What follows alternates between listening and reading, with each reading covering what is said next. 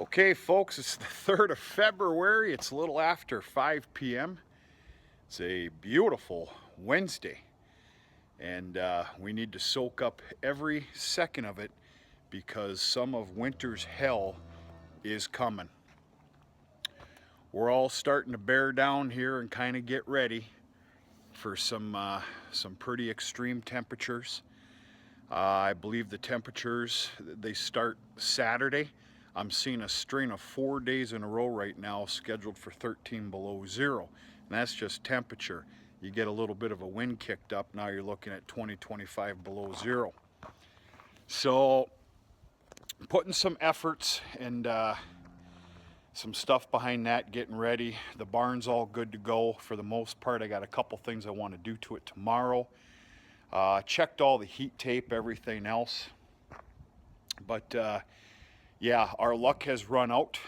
Temperature-wise, we're in for it. In fact, speaking of snow as well, I think we're scheduled for like 6 or 7 inches of snow tomorrow. That's what I'm seeing. So our little wintertime party is over. A light flannel and a t-shirt underneath. That's not going to be the case. Another little effort that I did here is all the tractors got the that white bottle. I think a lot of you know what I'm saying right now. You know, for the winterizing anti-gel. Everything got it and then ran for many minutes. And I need to get in here and situate you in a little bit of time to come. Okay, welcome to our newest little farm mascot here. Mom, you're all right. You're okay. Come on. Why don't you give everybody a little show here? Come on. Go ahead. Go ahead. Get that little rear end going. There you go. He just got up from a nap. That is the laziest calf I have ever witnessed. I kid you not. He lays down and he sleeps all day long until he's hungry. He gets up and he starts nursing. And then he goes right back to bed. But okay, obviously a switcheroo has been made. This switch was made yesterday. I had two choices. If you keep up with the channel, I had an unexpected calf. And we've got hellish weather coming. I had two choices, either go in the barn with Mama and her little calf, which I did band. I wasn't sure what route I was going to take with him, but he has been banded and he's by rights he's a steer now, little steer calf. I opted to put them in here. They're out of the inclement weather. They will feel the temperatures, but not the wind, if that makes any sense. They're going to be just fine. They got plenty of dry straw here. They're calm and comfortable as a cucumber. I've been feeding Mama grain twice a day. Not a whole lot, but that's what this is here for. And she's got some fresh second crop grassy hay to munch on. And there you go, little buddy. You little turkey butt. Yeah. And water, which of course I have to haul by pails by hand, but I don't care. Yeah. Is that you telling us what you think of us? All right. She's doing a good job. I didn't like the looks of the little calf yesterday morning. We've had fantastic weather, so don't blame it on the weather. Yesterday, I wasn't going to move the calf and the cow until tomorrow. Yesterday was a grand opportunity. We were both in the corral system. We had a very warm day yesterday, so the gates were free. And, well, I'm annoying you, aren't I? I annoy a lot of people. And I ended up deciding that I need to take advantage of the perfect world. I closed all the gates, put her in a trailer, brought her here, and then hand delivered her calf. I didn't like the looks of them yesterday though when I did the transfer. He, I don't know. I ended up giving him 2 mils of new floor. You lazy butt.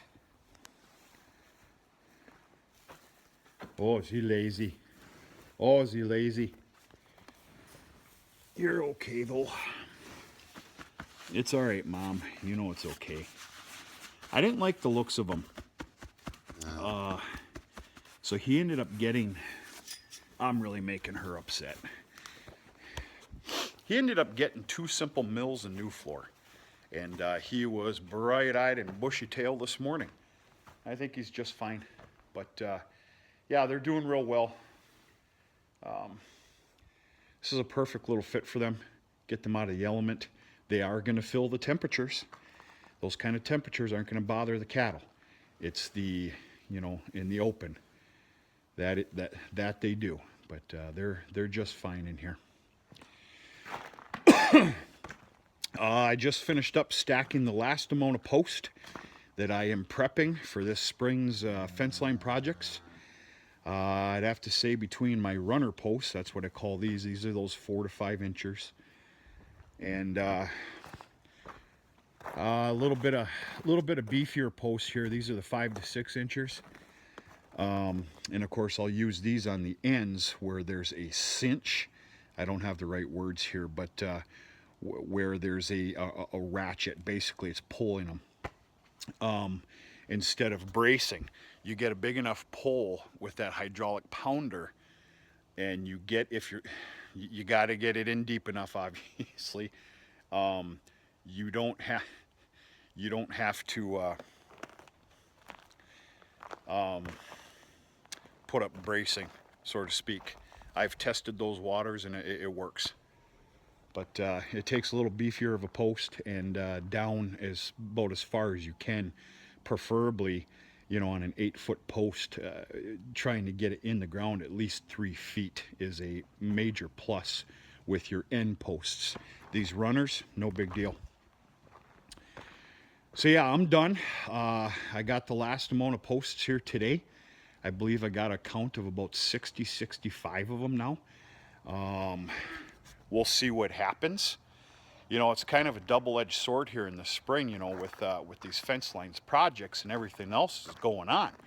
Of course, number one is calving season, tending to calves, but like this past year, for example, it was an absolute light switch where, you know, we were soggy and sloppy, even to the point where I'm not going to go out in the pastures with the tractor and put the post in. I'm not making a mess. I'm not putting in a bunch of ruts.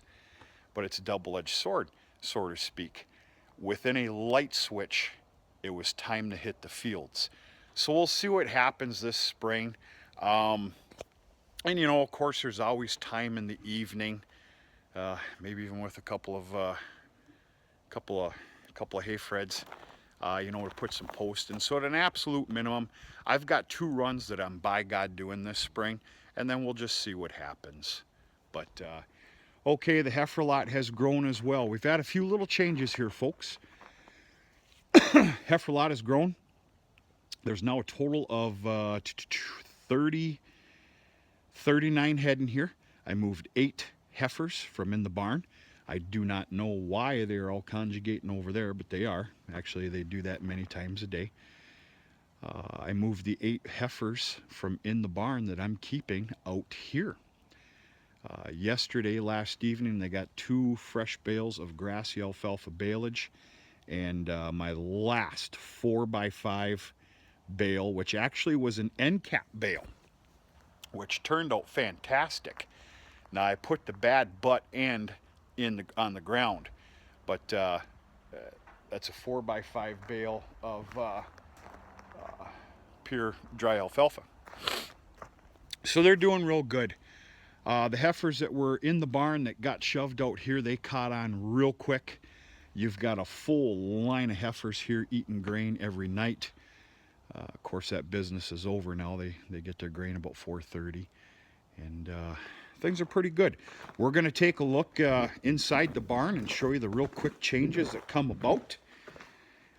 Before we do that, You know, if you're any kind of a fan of the channel or keep up once in a great while, you'll know that one of the biggest things on my radar as far as a forward outlook is that spring of 2022 sale that I'm going to hold. Anyway, I dialed in the date. Mother Nature be damned. I dialed in the date, and that's it. You need to understand I got a lot of things to line up. And yes, I am starting now.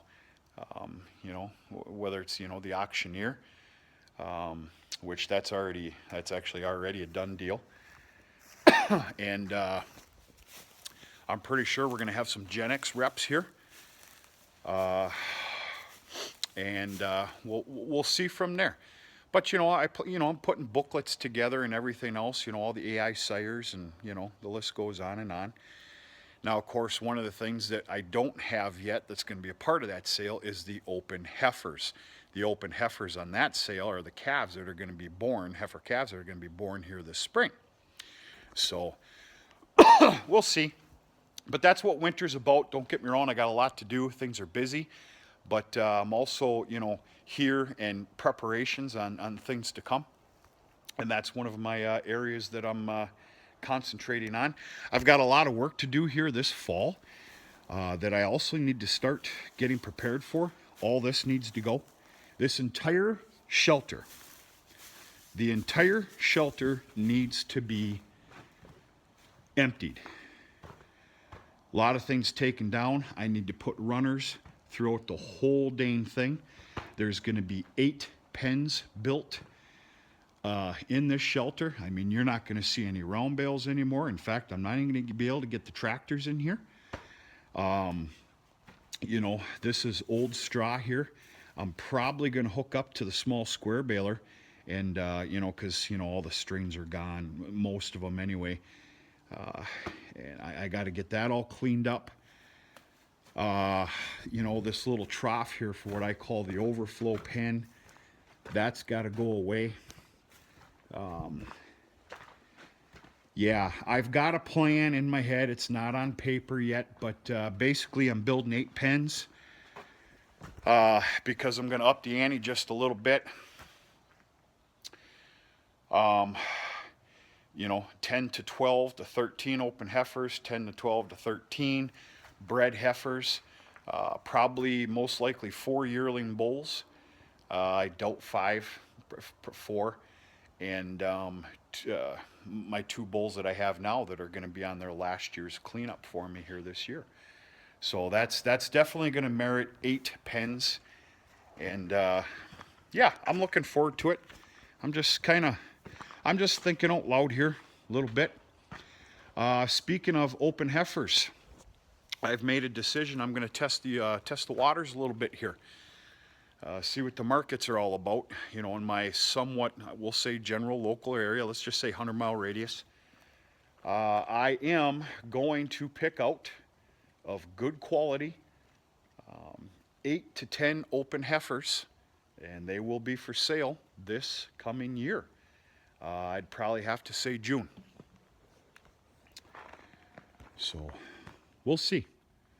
We'll see. I'm going to test the waters just a little bit. We'll go from there. Everybody's doing pretty good.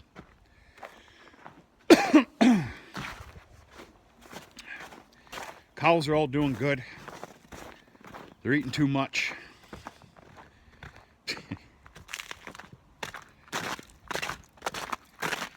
Yeah, you can see what kind of weather we've had, for gosh sakes. But that's soon to be over. There's a little bit of hell coming. So, speaking of that,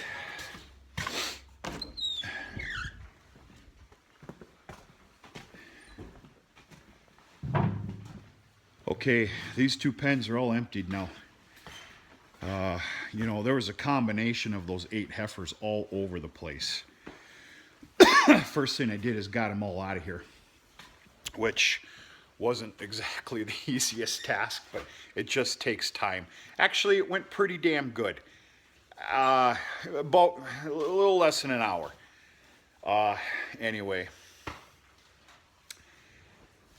when it was all said and done and the 8 heifers were in the heifer lot and everything was safe and secure and they found out what the electric fence was again, then of course I put full pens together. There's 4 head in here, 4 in here, 5 back there, plus little Baldy's back there. We'll take a look at her. And yeah, clean these pens out just because it makes me feel better. Of course it was, you know, I put down some barn line. The other great win-win-win of this whole ordeal here, shipping these heifers out to the lot, was there's 2 open pens here right now for this calving season. Whether we have a thought of a troubled birth coming from, you know, maybe a heifer that's, you know, the size of a house, maybe a, you know, a calf doesn't latch on, or a mama that doesn't let a calf latch on, those pens are there and available. Now, there's one big loser, and no, not me. I could probably fit into that though. There's one big loser of the whole thing. Barn heat. I can't explain to you the difference in the morning when I walk in the barn about 5:30. The lack of barn heat now. Those 8 head, it was just unbelievable. So that's a little bit scary. We'll see what happens. Now I shut down this whole water line. I shut it off and I drain the lines to these 2 pens. It can freeze all at once. In fact, that heat tape that goes up to there, I'm leaving that on just because. Where I might see a problem, I will see a problem. It's imminent, period. Is these areas here will freeze up. It'll take about 10-15 minutes with you know, that job site heater, whatever you want to call it, to free those up. So yeah, the whole thing was a win-win situation, except for one loser, and that was a significant amount of barn heat with those 8 animals. It was unbelievable. So anyway, we got 5 head in here, including little Baldy. Right? You little turkey butt. She ended up being one of the biggest problems the other day when switching all these cattle around. Oh, you're a pain in the butt. She's doing pretty good. So what's going on with these calves that are in the barn? Well, these calves are all going for feeder sales in the spring. These here, which of course is 8, 12, and then there's 2 in the heifer lot that I've discounted. I've said that numerous times. So there's 14 head. The truth of the matter is I'm probably going to pick out the 4 nicest, you know, with my eyes, steers that are within these pens here. And they're probably going to be kept for future, you know, slaughtering reasons of, you know, for quarters and halves. I always use the words for fine cuts. So anyway, yeah, that's what's going on here. That's about it, folks. Just wanted to catch up and check in. It's amazing how light it stays now. I've got a few things I do need to do before it gets dark, and we'll kind of go from there. Like I said, everything and everybody's doing real good, but we are hunkering down for some hellish winter weather as far as temperatures go. In fact, I'm actually seeing we might get enough snow, which is kind of nice tomorrow. We're going to get some snow for some ground cover and insulation, a little more insulation before this hellish temperatures come. But there's probably going to be enough snow coming tomorrow from what I see to merit a snow plowing. So maybe we'll do a little video on that. And we'll be sure to do some videos this coming weekend when it's you know, proposed to be 13 below zero. I can guarantee you we're going to see some 25 below wind chill. See what happens. We put up with it every year. We've just been lucky this year. Been spoiled rotten. But that's about it. I need to shut things down, get a few more things done, and go about my business.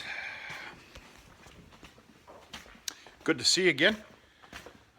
It's been it was a little bit of a timeout there, if I'm not mistaken. It's been about 3-4 days or something. We'll make up for it here, folks, with some videos to come. And yeah, talk to you sooner and later.